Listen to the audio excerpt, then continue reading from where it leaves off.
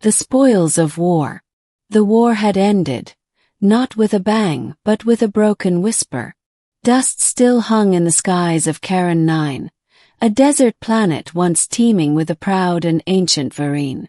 Now it lay under Earth Federation control, its native cities half ruined, its people subdued, their golden spires shattered like the dreams of resistance. Sergeant Eli Mercer stood on a high ridge, gazing over the fractured remnants of the alien capital Vol. His armor hummed softly as its systems shut down battle protocols, sinking to peacetime status. The silence was deafening after months of chaos. Charon 9 was his third deployment in the Zenthian campaign, and by far the bloodiest. The Federation had won, but at a cost no one wanted to calculate. Later that night, while Federation officers celebrated in their fortress compound, Mercer was summoned to the command tent. General Roth waited inside, flanked by 2 high-ranking officers and a security droid. "You did well, Mercer," Roth said, eyes like steel behind a grizzled face. "Your unit held Vital's South Bridge alone for 29 hours. We wouldn't have taken the city without you." Eli said nothing. Praise meant little to him. Roth gave a thin smile. Earth Federation policy allows for rewards to exemplary soldiers. The Virine, though defeated, have certain traditions. One of them is the gifting of servants to conquering warriors. A door opened behind Eli. A Virine woman stepped in, tall, regal even in chains. Her skin was opalescent lavender, and her eyes, large and silver, were filled with disdain. Fine scales glittered on her forehead and along her cheeks. She wore a ceremonial robe torn at the sleeve, her hands bound at the wrist. "This is Kalari of the Serene caste, once a member of their nobility. She's your reward." Eli's jaw tightened. "A slave?" Roth shrugged. "They offered. Federation doesn't turn down tribute. Officially, she's your attendant. Unofficially, do what you want. She's yours." Eli looked at her. Kalari stared back, not with fear, but with contempt. "I didn't fight for this," Eli muttered. "No, but you earned it." Chapter 2, The Wounds Between. Back at his quarters, Kalari sat silently on the floor. Eli had removed her restraints, offering her food and water. She refused both. "I'm not your enemy," he said. "You wear the armor of my enemy," she answered coldly. "That is enough." He leaned against the wall, exhaling. "I didn't ask for this. If you want to leave, there is nowhere to go. My people are dead or caged. I am merely the echo of a world destroyed." Her voice was calm, but beneath it was a grief too vast for words. Eli saw the trembling in her fingers, the way her eyes lingered on the insignia on his shoulder, the mark of her conqueror. "I won't chain you. Do what you want," he said, walking away. That night she did not run. She stood at the window, watching twin moons rise above Il's broken skyline. Chapter 3, The Serene. Days passed.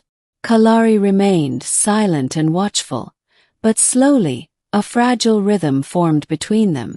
Eli discovered she was highly intelligent, fluent in 6 languages including Terran Standard, and once served as an envoy in the Virine High Council. Her knowledge of Charon 9 systems, culture, and ecology was immense. One evening while Eli cleaned his weapon, she finally asked, "Why did you fight us?" Eli paused. "We were told the Virine allied with the Zenthian bloc, that you had weapons of mass disruption. Earth Federation had to act." "And you believed them?" she asked. He looked away. "Belief doesn't matter much when you're under orders." Kalari said nothing for a while. The Serene caste was formed to preserve knowledge, not to wage war. But when war came, we fought because we had no choice. Eli glanced at her. Then you understand. She looked at him, something shifting behind her eyes. Perhaps. Chapter 4. Unwritten Truths. Weeks turned into months. Karen 9 remained under martial law. Tensions simmered as the native population suffered under occupation. Resistance cells formed in the outer dunes, and attacks on Earth Federation outposts became more frequent. Eli, now stationed in administrative command, began using Kalari's knowledge to understand the terrain and culture. She taught him how to navigate the subterranean aquifers, how to read Vereen architecture, how to sense unrest in the cadence of native songs. He used that knowledge to reduce violent encounters, to de-escalate situations before they turned bloody. "I thought you were just a killer," she said one day.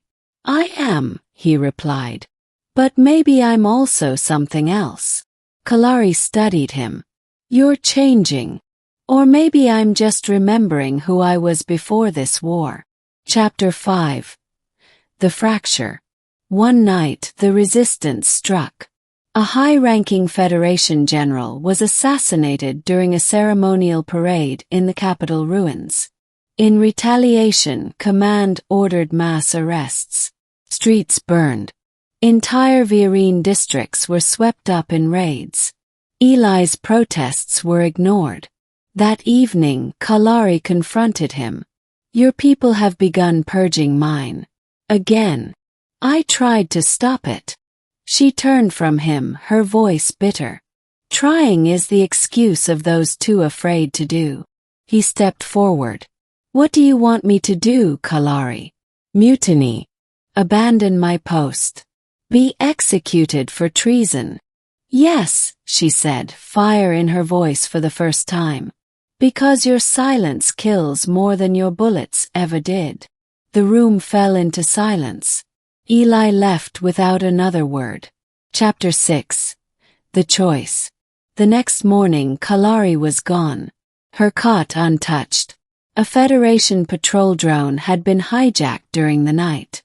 Eli knew where she would go. Out into the dunes, toward the old resistance network. He mounted a speeder bike and rode for hours under the twin suns. He found her in the red cliffs of Terrace Vale, meeting with a rebel contact. Federation forces were closing in. She saw him arrive. "You shouldn't have come. You think I'd let you die alone?" She studied him. "Why?" He dismounted, stepping forward. "Because I owe you. Because I can't go back to who I was before I knew you."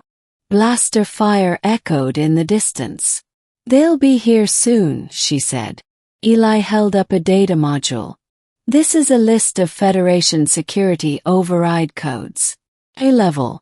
It'll let you infiltrate their central relay network. You'll have leverage." Kalari stared. "You stole that." "No," he said. "I copied it." "And what will you do?" "I go back," he said. "Play dumb. Cover your trail. I bought you time. Don't waste it." She stepped closer, her expression unreadable. "You could stay. Join us." Eli hesitated. "I'm not a hero. And I'm not sure I believe in causes anymore." She touched his cheek gently. "Then believe in me." For a moment, there was only wind and dust between them. Then she turned and vanished into the cliffs. Chapter 7. The Fire Below. The rebellion spread. Over the next year, small victories turned into large ones. Federation control of Karen 9 began to erode, piece by piece. Whispered rumors spoke of an alien leader who once lived among the conquerors. Kalari, the Serene. Eli remained stationed in Vital, promoted to internal affairs for his loyalty. He played the part well.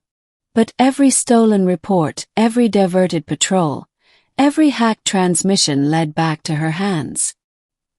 He became a ghost within the machine, a saboteur in plain sight. they never found out. Chapter 8.